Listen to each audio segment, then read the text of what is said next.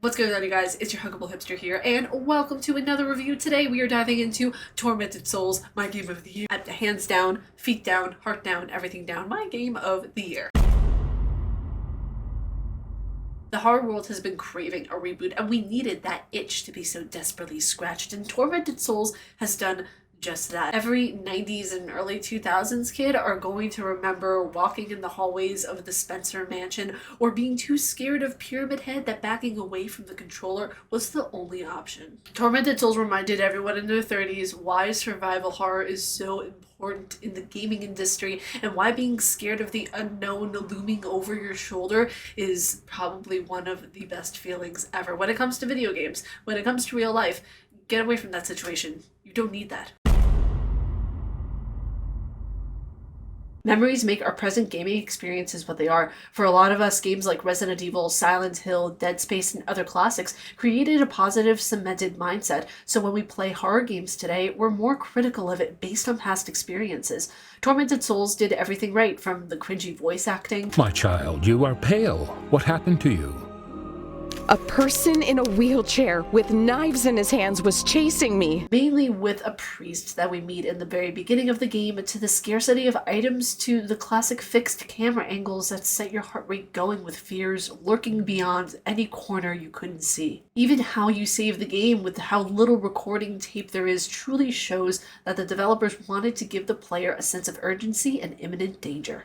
I saw a picture of two twins, and then I was basically on a boat on the way to God knows who. Was it my parents? Was it my long-lost lover, Robert Pattinson? Or was it Geralt?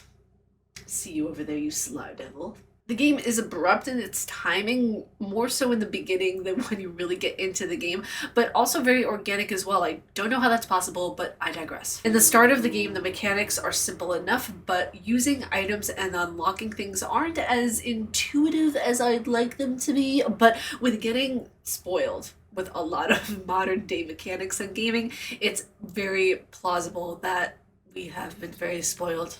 And we are just used to very high quality technology. Now granted, this game is mimicking games from the early 2000s, so it's expected that you'd have to drag and drop a bolt cutter onto a chain without simply clicking on the bolt cutter to automatically cut whatever it is you needed cutting. You have this drag and drop theme throughout the game, and I find it endearing and such a blast to the past that it almost makes me cringe, but not in a bad way, more in an endearing, I remember doing that as a kid way. This is such a pure experience of a game. It is my game of the year for a reason, mostly for nostalgia, but basically because they encapsulated how true survival horror is supposed to feel in a video game that others have yet to capture. This game isn't long by any means, by the way. You can get it done in 6 hours or less, 3 hours for speedrunners. Speedrunners could probably get this done in 20 minutes.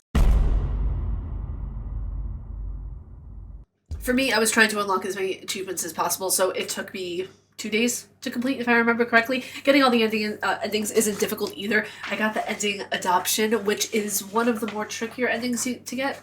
You have to do a lot of like running around and backtracking and all that kind of stuff by the end of the game, but it's not that difficult. Going into the main chunk of this game, it took me back to old school Resident Evil and Silent Hill 3. Silent Hill 3 in particular, and I'll explain why in a minute. Running through the hospital halls, encountering these creatures that left an eerie mark on the ears, it took me back, and I was mentally transported back to when I was 10 years old. I would be playing on the GameCube and showing my dad how the lights glistened off of the Spencer mansion floors, or telling him how the sound of Jill Valentine's shoes sounded so real that I had to replicate it in real life. It made me happy. And with a melancholic feeling bubbling up in the back of my throat with joy, I felt like I was home.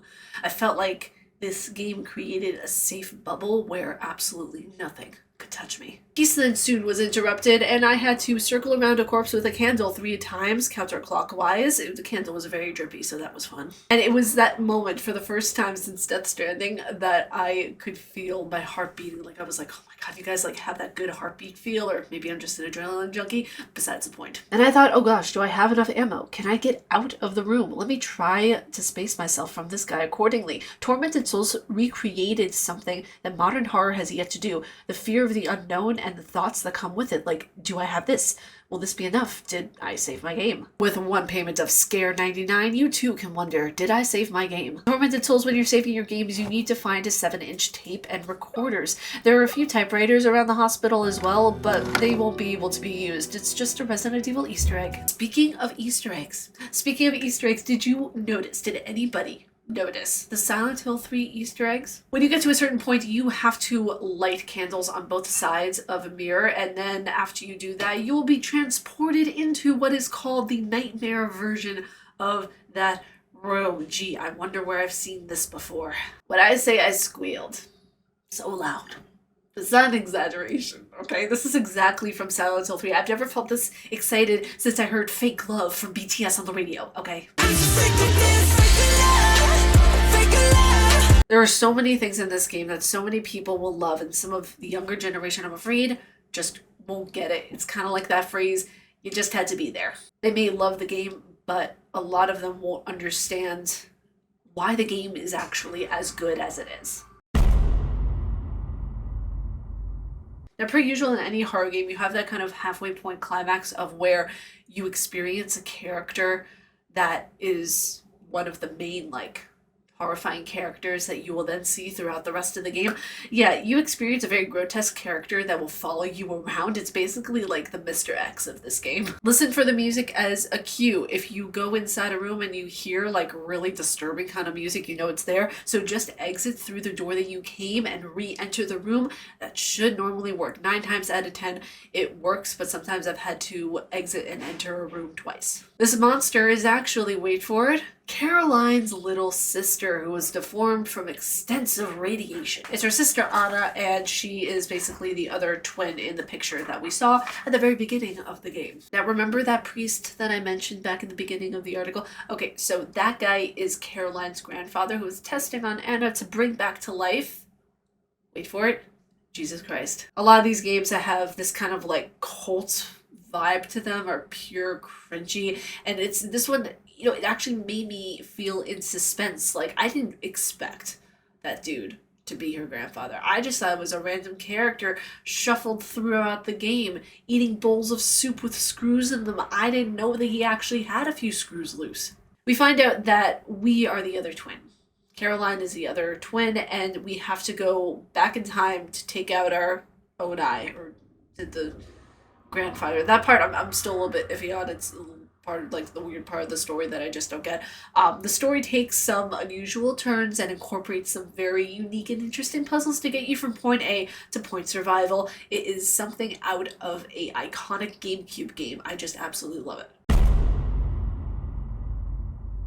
This game is my personal game of the year. Like I've stated before, I loved Elden Ring.